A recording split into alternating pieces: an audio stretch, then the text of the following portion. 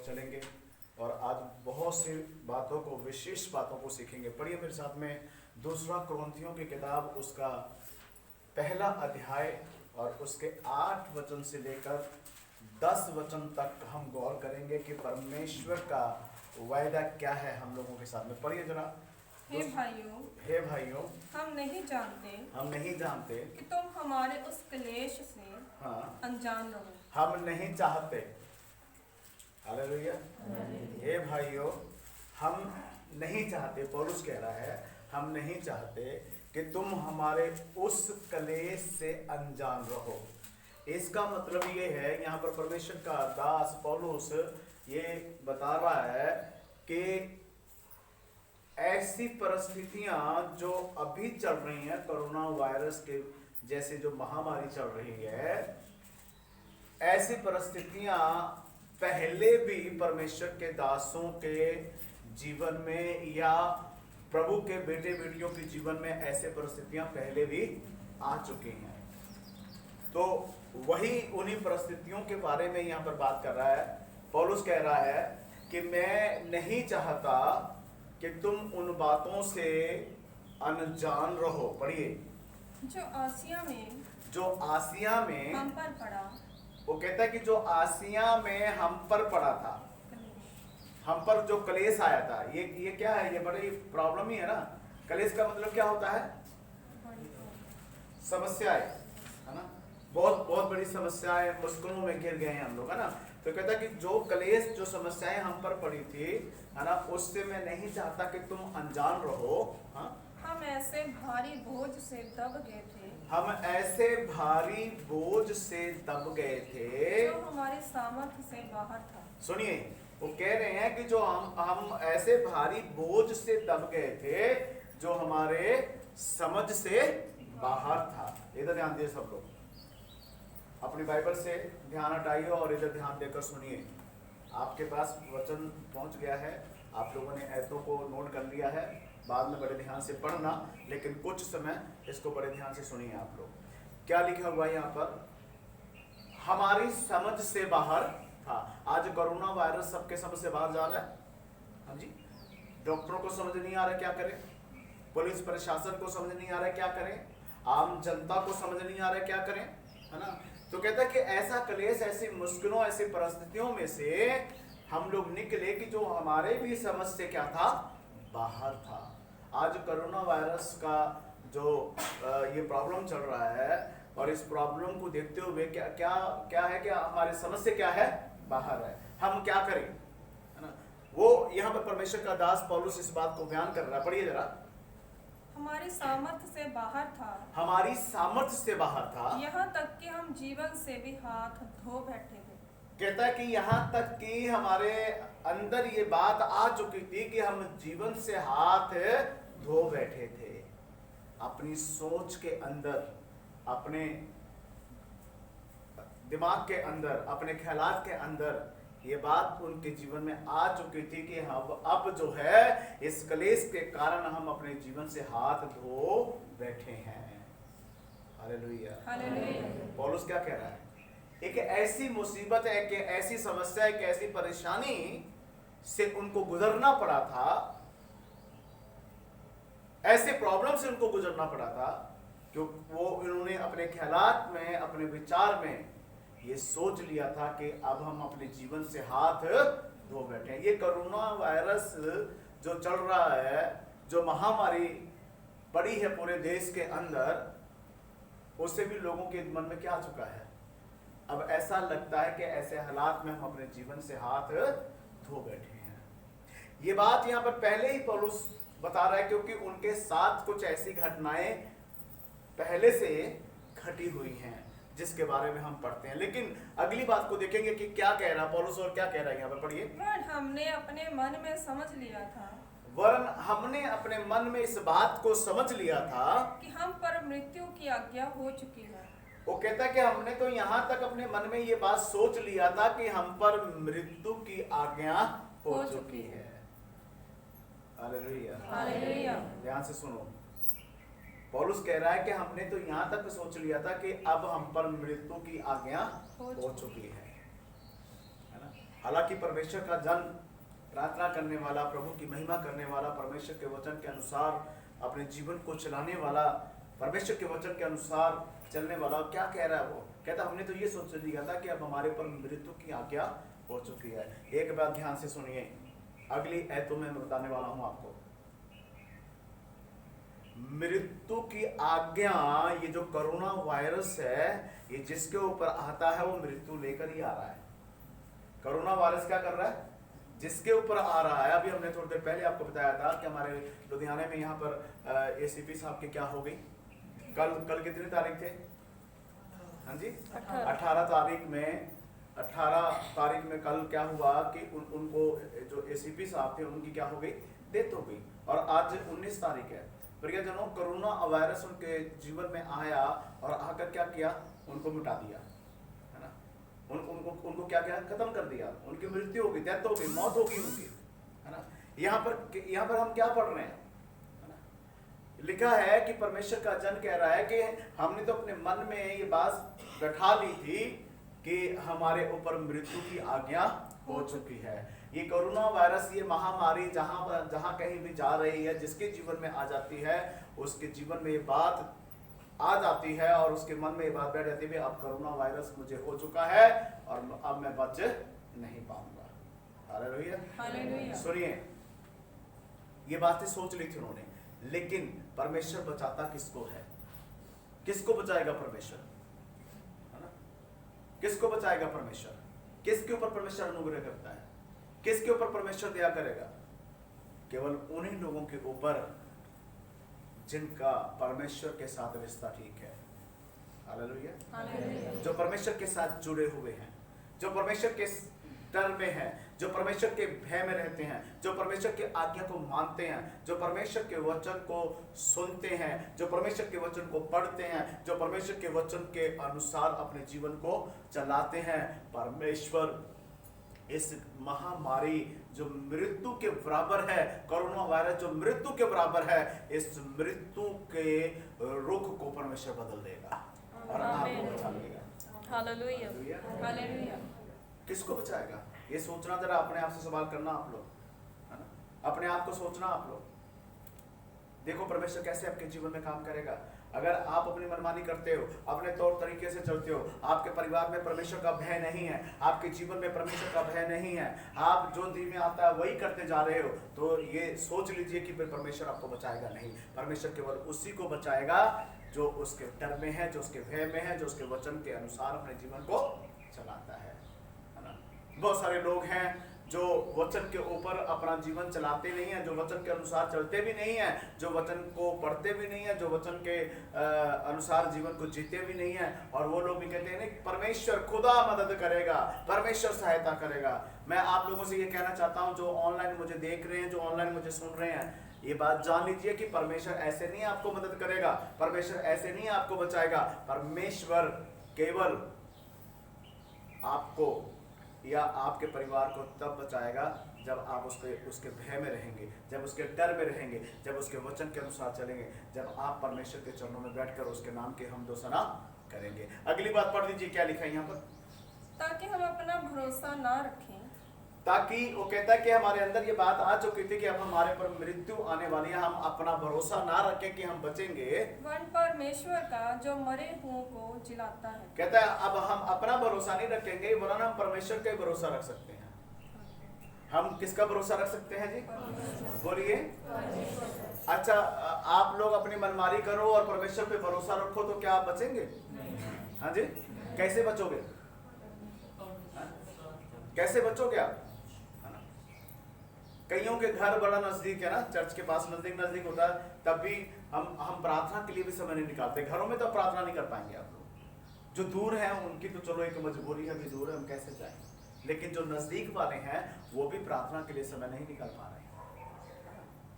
सारा दिन रूम में, कमरे में बैठ कर क्या आना, थोड़ी देर प्रार्थना जरूर करते होंगे आप लोग अपने घर में, जरूर थोड़ी बहुत जरूर करते होंगे प्रार्थना, लेकिन वो बात नहीं बनती। यहाँ 10 कदम के ऊपर आपका परिवार है, 10 कदम के बाद आपका घर आ जाता है, आपका रूम आ जाता है, अगर रेंट पे भी आप रहते हैं कहीं। लेकिन सरकार ने ये नहीं कहा कि प्रार्थना बंद कर दो, है ना। सरकार ने कहा है कि आपको इकट्ठा नहीं होना है, आपको भीड़ नहीं जमा करना है और दूरी बनाकर रखें। ये सब बातें प्रशासन ने जताया है प्रियजनों। पर सुनिए, रोज आप अपने टाइम के अनुसार आकर प्रार्थना कर सकते हैं, रोज परमेश्वर के चरणों में बैठ सकते हैं, लेकिन समय नहीं है। तो भाई एक बात जान लीजिए, अगर आप लोग अपनी मनमानी करते हो, अगर आप लोग अपने तौर तरीके से चलोगे तो परमेश्वर आपको नहीं बचाएगा। और बाइबल में लिखा है कि परमेश्वर धर्मी जन के ऊपर अपनी आंखें लगा कर रखता है। इधर ध्यान दीजिए, कहाँ लगा कर रखता है? धर्मियों के ऊपर किसकी आंखें लगी हुई हैं? यहोवा परमेश्वर की। और किसकी दुहाई की ओर कान लगे रहते हैं? परमेश्वर के। हाँ जी बोलिए, धर्मी जन के प्रार्थना की ओर परमेश्वर कान लगाता है। परमेश्वर उनकी प्रार्थना को सुनता है जो वाकई धर्मी है, जो वाकई परमेश्वर पर डर रखते हैं। पढ़िए जरा आगे। उसी ने हमें मृत्यु के ऐसे बड़े संकट से बचाया और बचाएगा। उसी ने हमें मृत्यु के ऐसे बड़े संकट से बचाया। पहली बात, 3 बातें हैं यहाँ पर।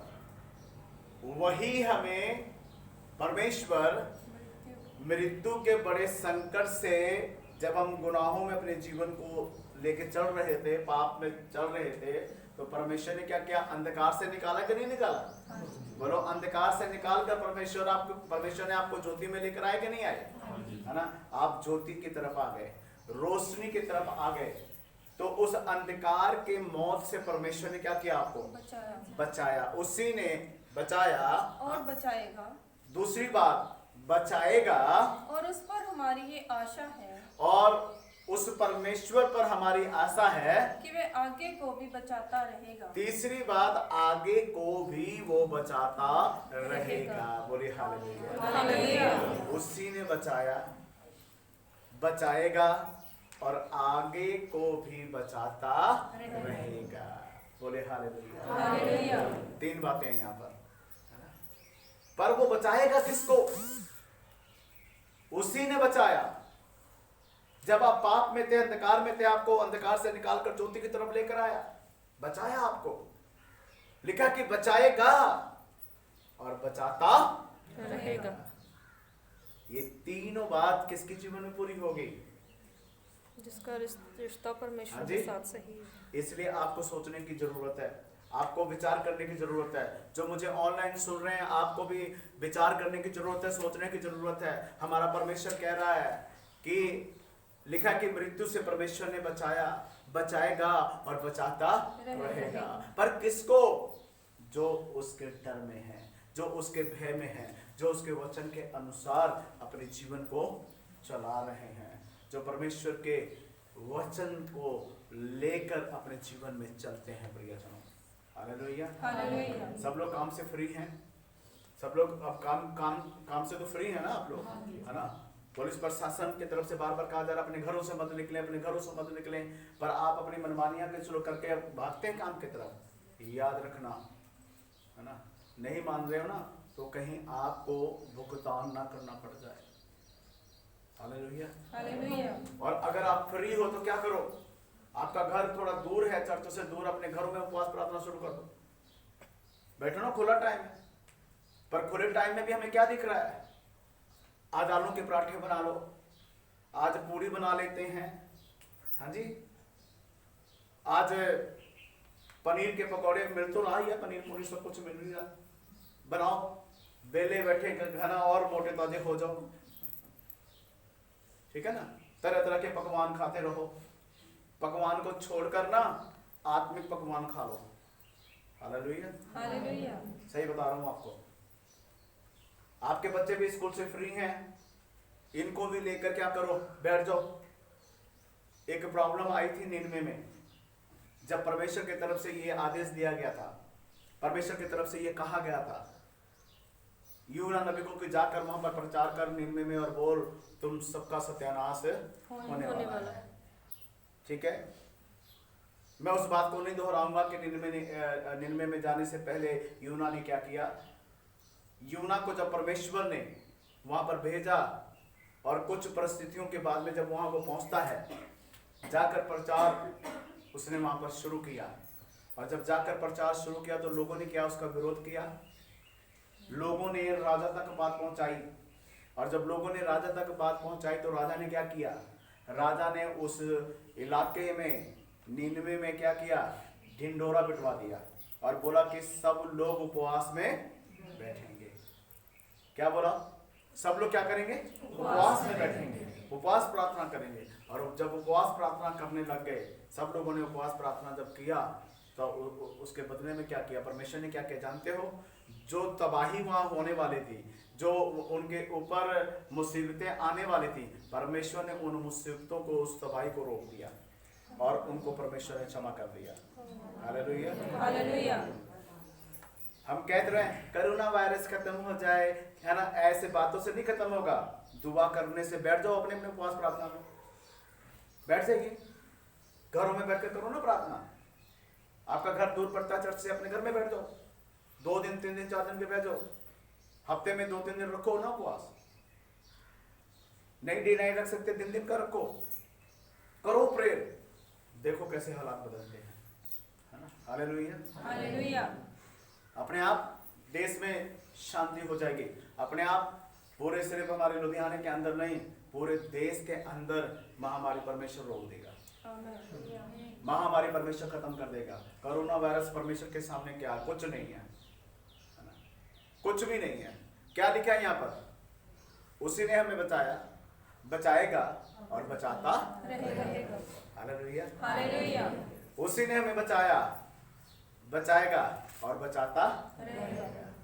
ये 3 बात किसके जीवन में पूरी होगी, केवल उन्हीं के जीवन में जो परमेश्वर के साथ अपना संबंध बढ़िया बनाया हुआ है, रिश्ता बढ़िया बनाया हुआ है, वचन के द्वारा चलते हैं। हम लोग मार्शल टीम में रोज रोड के ऊपर खड़े होते हैं, मैं हूँ, सिस्टर सीमा है, कोमल है ना, और भी बहुत सारे लोग हैं जो रोड पे, है ना। हम लोगों को कौन बचा रहा है ना, हम सेवा कर रहे हैं, हमें वहाँ से कोई तनख्वाह नहीं मिल रही है, हमें वहाँ से कोई पैसा नहीं मिल रहा है, लेकिन हम सेवा के भावना से वहाँ रोड के ऊपर खड़े हैं, लोगों को गाइडेंस दे रहे हैं, रोक रहे हैं, बता रहे हैं, समझा रहे हैं, अपना चेहरा रुमाल के साथ बांध कर रखें या मास्क लगा कर रखें, सब बातों की तरफ उनको गाइडेंस दे रहे, बताना। तो हम भी सेवा ही कर रही हैं, हम वहाँ पर, ठीक है ना। हम लोगों को तनख्वाह नहीं लगी हुई है वहाँ, लेकिन हम सेवा, निस्वार्थ से सेवा कर रहे हैं। रोडों के ऊपर जाकर पूरा दिन हम लोग ड्यूटी दे रहे हैं लोगों की भलाई के लिए। भलाई का काम, बाइबल में लिखा ना, भलाई का काम करो, है ना,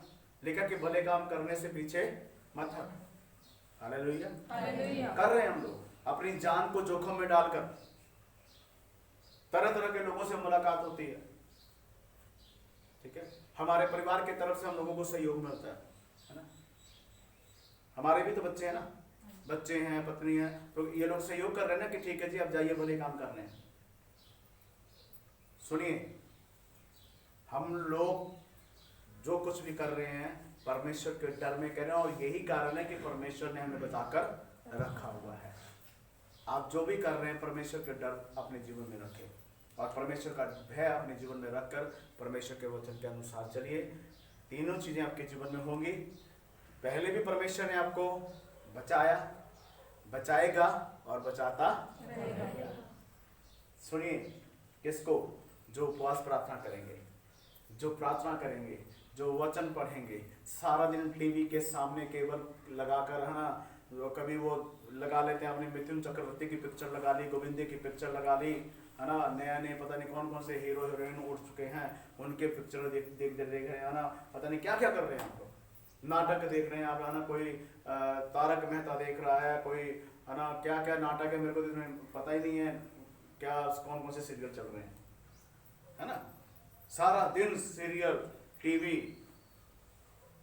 ये नहीं बचाएगा आपको, ना टीवी बचाएगा, ना व्हाट्सएप बचाएगा, ना फेसबुक बचाएगा आपको, केवल परमेश्वर बचाएगा, केवल परमेश्वर आपको बचा सकता है। इसलिए प्रार्थना में अपना समय बिताएं, इसलिए अपना टाइम परमेश्वर के साथ व्यतीत करें।